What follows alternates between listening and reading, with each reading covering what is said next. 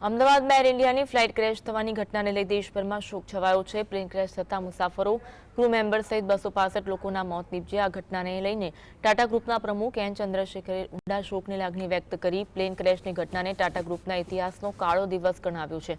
ટાટા ગ્રુપના પ્રમુખ એન ચંદ્રશેખરને સહકર્મચારીઓ પ્રત્યે સંવેદના વ્યક્ત કરી। તેમણે સોશિયલ મીડિયા પોસ્ટ પર લખ્યું કે અમે અમદાવાદમાં પ્લેન ક્રેશ થવાની ઘટનાને લઈને આઘાત અને શોકમાં છીએ।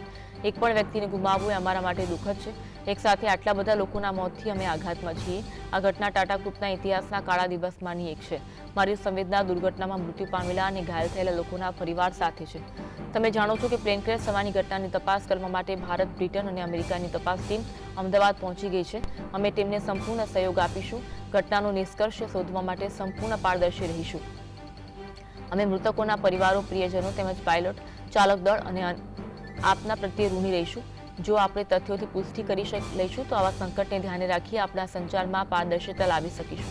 અમે આટલા બધા લોકો દ્વારા વિશ્વસનીય ગ્રુપ તરીકે એર ઇન્ડિયાને સંભાળી રહ્યા છીએ।